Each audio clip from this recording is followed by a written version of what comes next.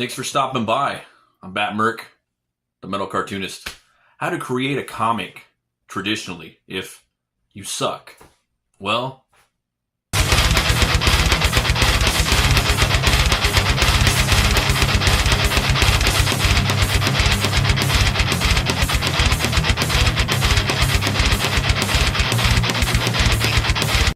and you will suck, Even scientific discoveries are failures, okay?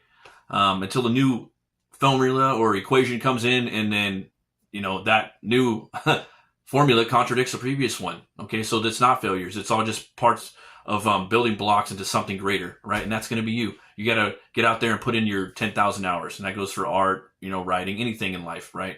But with comics, you have to put out crap. People have to read it. That's how you're going to get better. Okay, back in the day, they used to have these things called the bullpens, at Marvel and DC, and you'd have a bunch of cats working around telling you whether your art's good or it sucks. We don't really have that as much, okay? It's a little disconnected now because of the internet and the way comic books are made globally.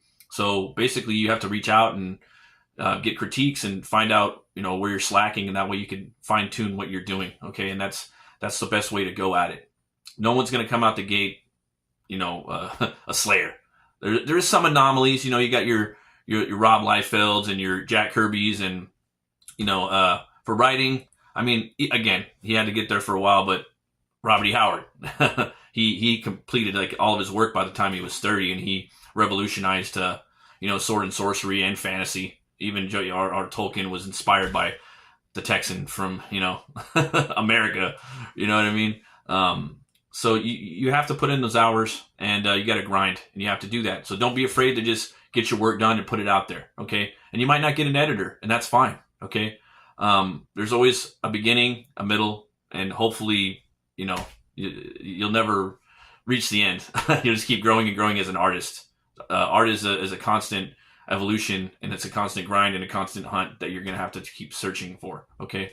I got this piece right here. I know it's been a week, but it hasn't really been a week. I've been, putting a bunch of these episodes in the can, but I did finish the background right here, and got the mountains in there because the mountains are down there. This is it's in a weird setting. I don't want to spoil it too much, but even I started. These are my books, Butch Cleaver 1 and 2 right here, and I don't know. Let me get in there, and I'll show you how I started out. Okay.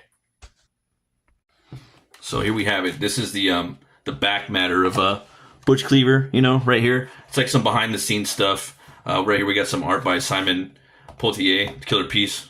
Did on Butch Cleaver. But right here, man, this is like I'm saying right here in the back, this is the first ever drawing I ever did of Butch Cleaver. Okay, I wanted to flesh out the bones, guns with his femurs and wrist bones, and I wanted to make him look like a butcher from the 1800s. So I gave him a apron, a handkerchief, cutting gloves, smock, and duster. Later, I ditched the smock. Soon I was going to design his skeletal structure anatomy. So I'm kind of talking about this, but right here I had just, the one picture of him, you know what I mean? And he's got this, I have like little notes in the background, like I want the rifle made out of bone, and, I got it's like a repeater, a shotgun, and then you got his double bone cannon right there. I don't think I got to use that too much. And this was done back, and I signed it 2011. Then I went on to 2012, and I'm like, well, he needs to have an anatomy, So I did this one right here, and that's his anatomy. So that my art's getting a little better. You can see a little bit of a difference. But I wanted him to have something different with his anatomy, not like something human. So, everything's made out of bone. This whole character's made out of bone. But still, you can see a little difference in the art. It's getting better. And then you move into 2014, and then I have Butch Cleaver colored, This is the first colored picture. I don't really work with colors that much, but I had some markers, and I got in there, and I did that one in 2014. And I didn't start doing the book until 2000, I don't know. Yeah, I think this is right when I started working on the book after that. I had a previous book before that, actually, I think, and it was trash. So I started all over, and yeah, so that's like a little, before, you know what I mean? How I did that, but you can see as you grow, you know what I mean? And in the first part of this book, you'll see that, let me see without, spoiling it too much.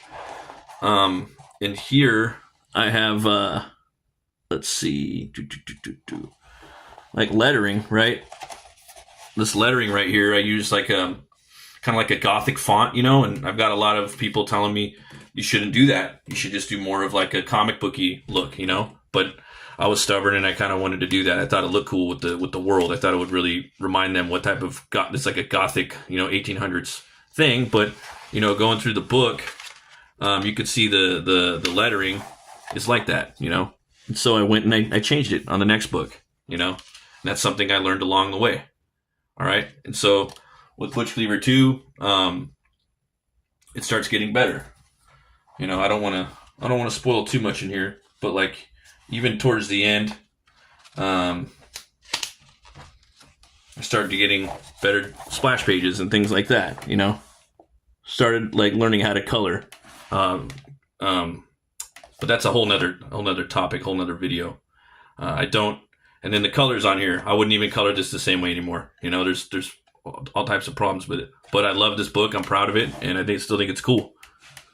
You know, there's that. This is my dirty drawing board. This is Butch Cleaver 2. Okay, so I'm moving into this, right?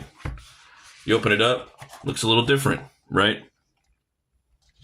And you got more color right here. You got new style of lettering, you know.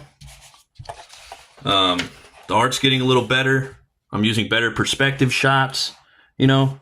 Coloring's getting a little bit better. I'm not having so many layers. For me, I'm really big on flats. I think even myself, I was painting with colors, and with painting, what I mean by that is you're painting over the line work. And I think comics, I think they look really good when they're just basic, you know. There's not a lot of colors in there, you know. They're just flats. I really like flats, you know.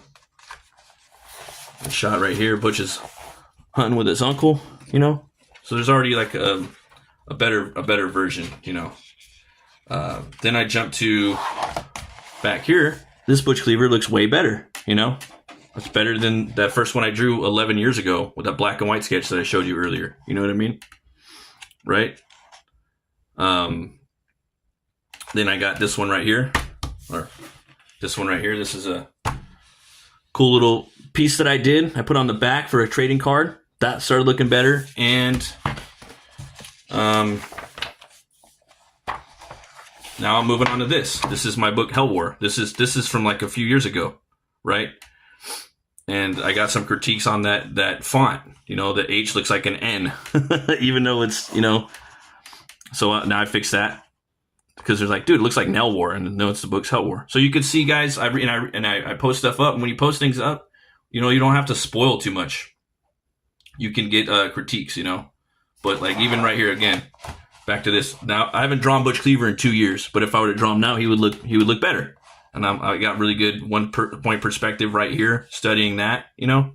And again, we'll get into that too. But there's a lot of cool stuff that you can learn, man, along the way. No one starts out like at the top.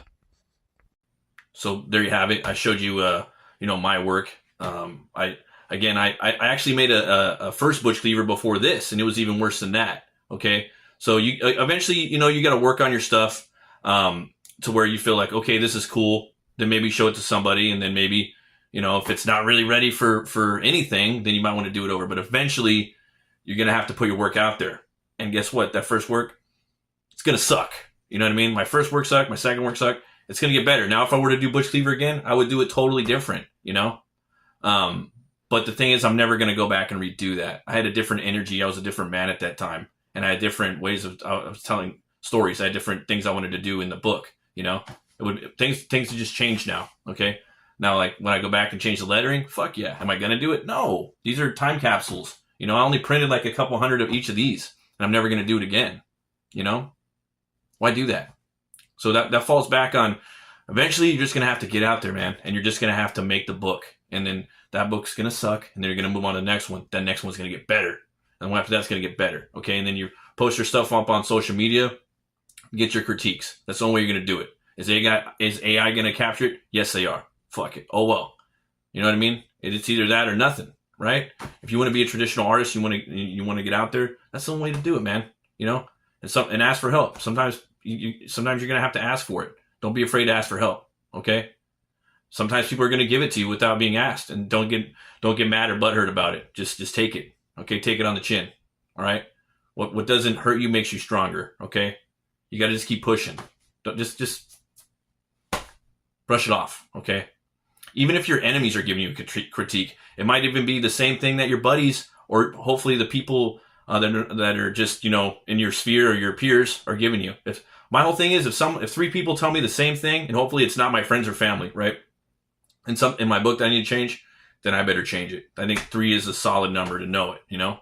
But you have to get it out there. You got to keep producing and put your work out there. Okay, guys. So don't stop. Get out there, create your books, push your art, get critiques. Just keep going and get it out there. And the next book's always going to get better. That's the beauty of it. The next book will get better. No one starts out at the top. Okay. All right. So thanks for stopping by. I'll see you guys next week. All right. And always remember, if an artist isn't starving, then the artist isn't hungry. Okay. See you guys next time. And remember, keep it fucking metal. All right.